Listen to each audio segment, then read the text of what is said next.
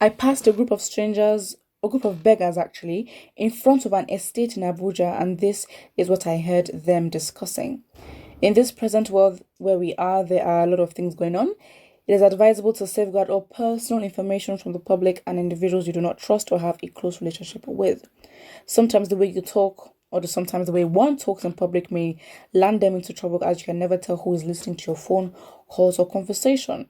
A Nigerian Twitter user identified as Abdul Kabir Jari has narrated his shocking experience in front of an estate in Abuja where beggars sit and beg for alms. These beggars are sets of less privileged people who sit or move around the community of a particular state in groups or individually begging for alms. According to Abdul Bakir Jari, he passed a group of beggars sitting in front of an estate in Abuja, and to his surprise, he overheard them discussing about the occupants of the estates and where they work. Wow. So his tweet specifically says, I passed a group of beggars sitting in front of an estate in Abuja. I heard some of them discussing about the occupants and where each and every one of them is working at. If you think you're low key, I guess people have never shocked you with your info. Wow. We have heard and read of cases where some of these beggars disguise themselves just to perpetuate evil acts within a community without anyone suspecting. The fact is that not all of them are actually real beggars. Some of them are just tools in the hands of some evil doers. Sometimes you would see some of these beggars with a bundle of cash and you just wonder how they realize such an amount of money begging from the street.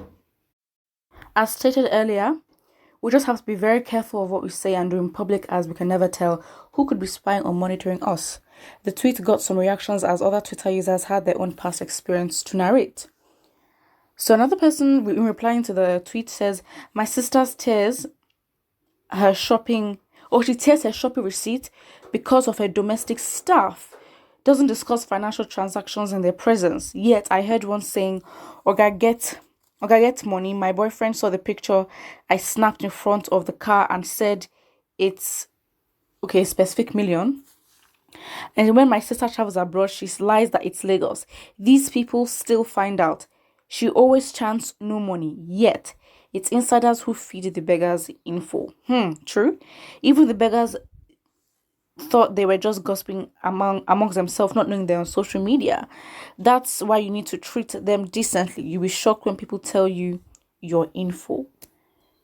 And that's just manipulative. I mean, it's just a reflection of where we've gotten to as a society and how our values have just disintegrated.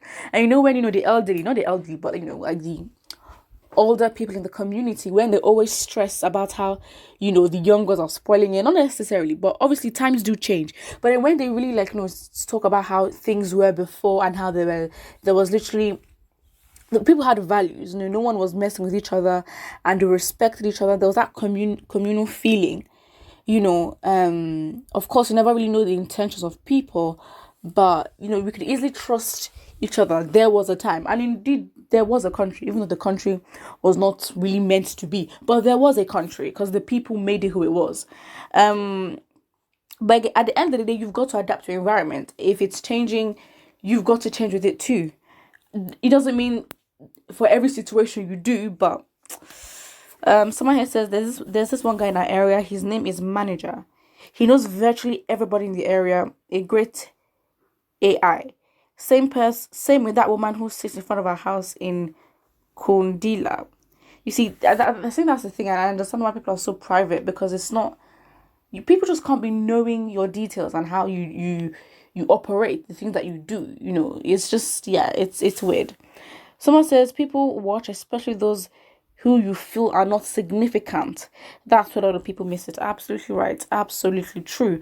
You've got to be careful, but I think it just depends on you choosing your space and choosing to relate in certain spaces of trust and making your own space, making your own energy. Because at the end of the day, you can't be living in fear of what somebody's going to do to you. Because at the end of the day, you are not in control of it. You control what you can by keeping your information to yourself or releasing when necessary. But you cannot be living in fear on who's going to expose you or whatever, except you've done something. But again, you can't be living in fear. And it's not good for the mind. You have just got to control what you can. But again, you cannot control the actions of people. That's just what it is. Someone here says those Fulani criminals are not beggars. I mean, you never really know who is who. It's a really good business. I mean, there was a time where people would take their children or even other people's children and start begging on the streets. And again, they make a lot of money. It's manipulative, but we as a society, we get tested. And I think this is where the lack of trust comes in. By the few people that are bad eggs in society, the good people get tested again and again and again and again to a point where we just lack so much trust. And we're like, you know what? I don't care. I'm locking up. This is me. Don't talk to me. Again, you can't really judge people for how they are now because they are a representation of all their past experiences. And so as a society, when we get mistreated so many times, the lack of disrespect so many times, too many times, our guard is already up and we don't trust anybody. Lack of trust. So you protect yourself when in reality, no one is even fighting against you. Again, you have to remember you cannot control the actions of others. It is what it is. Somebody says, what tribes are these beggars? That is their own trick. If you can find a southern in that way of disguising into begging with their 2 legs and 2 hands, it's a terrible thing. And I think that begging is such a demeaning act to yourself. We can understand that in certain situations, you have got to humble yourself and ask for help. Why? Because it is necessary. You not begging does not mean that you're proud or anything. It's just, again, with the lack of trust on how people have behaved in the past, they would use that against you.